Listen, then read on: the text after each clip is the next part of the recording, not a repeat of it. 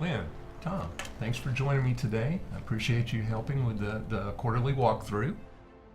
You guys have been trained, right? You have Yes, last September we attended. September? Yeah, I believe around the 12th or Okay. something like that, yeah.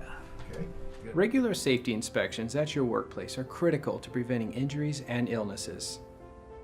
The main purpose of these inspections is to identify hazards by examining conditions or practices in the workplace so needed changes can be made. In this video, we'll follow safety committee members as they conduct an inspection. Okay, all right. Well, good. I think we are ready to begin, all right? Okay. All right. All right.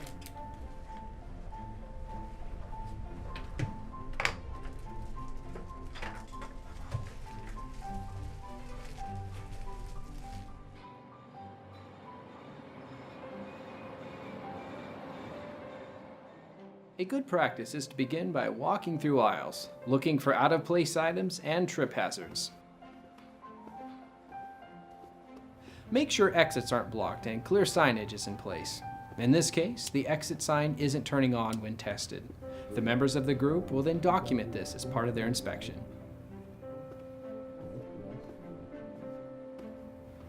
Investigating electrical hazards are always a priority in a safety inspection like this, and this includes ensuring that outlets are working properly.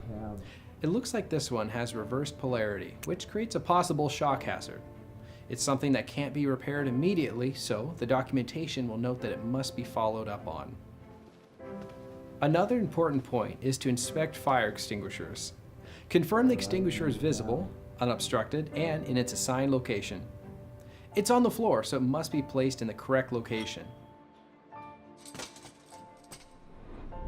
This is an example of a hazard that can be fixed immediately. Verify the locking pin is intact and the tamper seal is unbroken. Confirm the pressure gauge or indicator is in the operable range or position and lift the extinguisher to ensure it's still full. Examine the extinguisher for obvious physical damage, corrosion, leakage, or a clogged nozzle. Make sure the operating instructions on the nameplate are readable and facing outward. Check the last professional service date on the tag to make sure the manufacturer recommendations are being followed for routine inspections.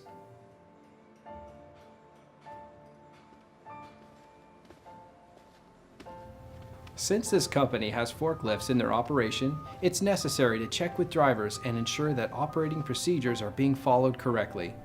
One of the things our team will be reviewing is the operator checklist. A few things to check are brakes, steering, seatbelts, lights, and engine maintenance. A vehicle walkaround should be done, which is a visual examination of tires and wheels, hydraulics, data plate, and general overall condition of the vehicle. There's a lot to cover when it comes to forklifts, so we're not going to go into all those details in this video, but the Oregon OSHA website topic page for powered industrial trucks has additional information. There's a link in the description below. If machinery is part of your workplace, it should be included in your safety inspection.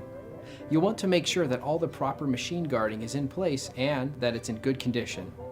You'll want to talk with the operator to find out if lockout procedures are being followed when the guards are temporarily removed to conduct maintenance.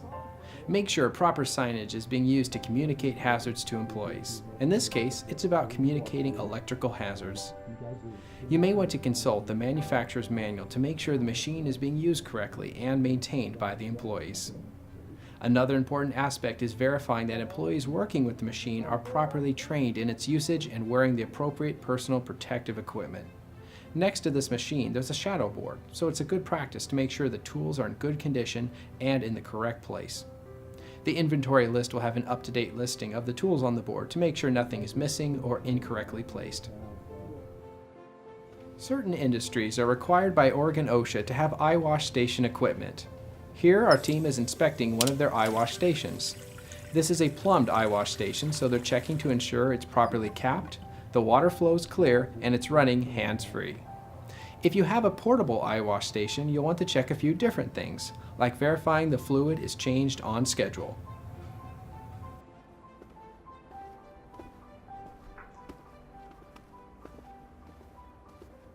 All right, we did it. Yes.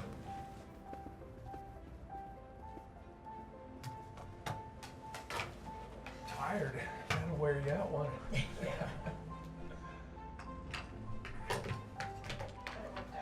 Yes, it did. Yes, it did. Good inspection. I just thought we'd do a quick debriefing and let you get out of here. I made some notes, and then you can fill in anything that I might have missed. After you've finished your inspection, discuss the problems, hazards, or accidents that could generate from the team's findings.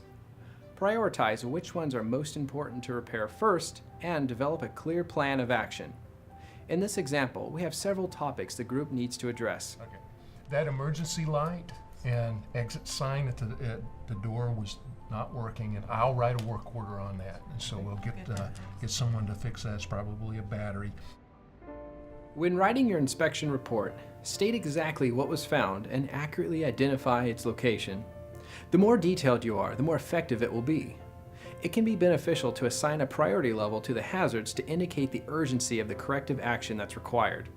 An example of this would be using a system like this. So A is major, B serious, and C would be minor. When you assign priorities to hazards, it helps management to identify them and evaluate them to reach decisions faster. After listing each hazard, specify how to fix them and create deadlines if possible. Each inspection member should review the report for accuracy, clarity, and thoroughness.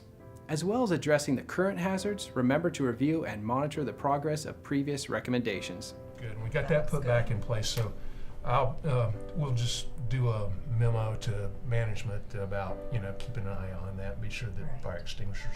Workplace safety is a continual improvement process that requires commitment to the well-being of employees. Oregon OSHA has many resources to help, including a sample safety inspection report. There's a link on our resource page to the Hazard Identification Topic section where you can access these resources. If you want guidance in developing a safer work environment, please consider our free and confidential consultation service. Our contact info is on the resource page as well. In the next module, let's take a closer look at analyzing hazards in the workplace.